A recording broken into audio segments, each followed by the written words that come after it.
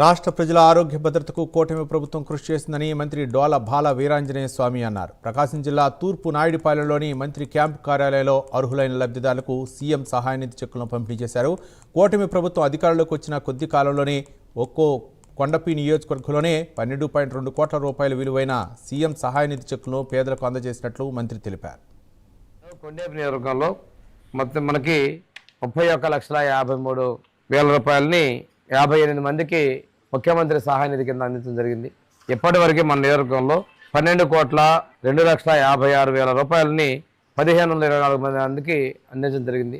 ఇంత పెద్ద మొత్తంలో మన కొండేపు నియోజకవర్గానికి సహకరించి అదేవిధంగా వందలాది కోట్ల రూపాయలని వారు ఒకటే అంటున్నారు, వైద్యానికి ఖర్చు పెట్టి ఆ కుటుంబాలు చితికిపోకూడదని.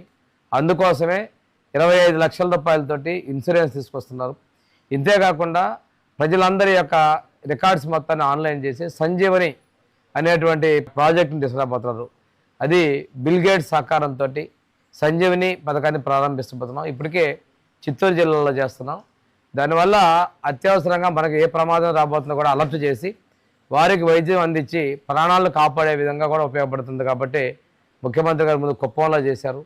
కుప్పంలో దాదాపుగా ఇది ఇలాంటి 60,000 మందికి ఈ ఏ ప్రమాదాలు ఉన్నాయో కూడా గమనించి చేసిన పరిస్థితిని చెప్తా ఉన్నారు.